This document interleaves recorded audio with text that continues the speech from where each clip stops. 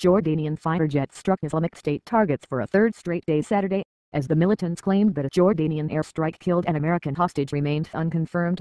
Jordan launched the raid to avenge the killing of a Jordanian pilot the Islamic State group captured in Syria in December.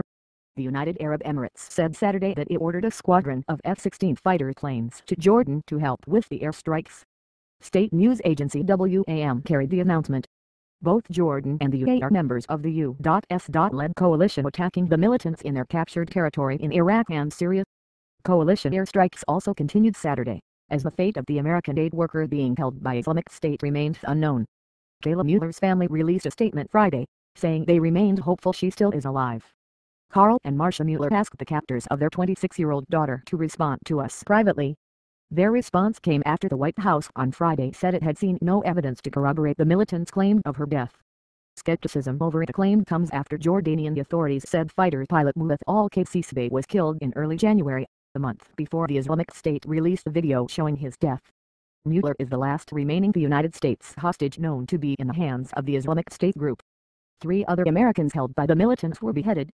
Jordanian officials called Islamic State's report of Mueller's death criminal propaganda. Foreign Minister Nasser Judeh said on Twitter that Italy is an old and sick trick used by terrorists and despots for decades, claiming that hostage human shields held captive are killed by air raids. Mueller reportedly moved by suffering. Those who know Mueller say she was deeply moved by the suffering of civilians stuck in poverty and caught up in war and terrorism. She had worked in Syria and volunteered with aid groups in the West Bank and India. Militants kidnapped her in 2013 as she was leaving a hospital in Aleppo. The Islamic State said she was killed when a Jordanian airstrike hit the building where she was being held in the Syrian city of Raqqa.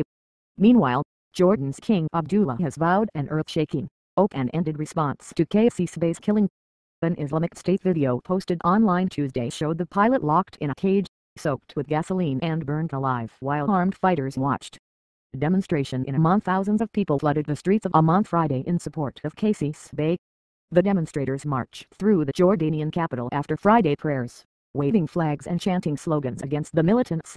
Jordan's Queen Rania joined the marchers and held up a picture of the murdered pilot.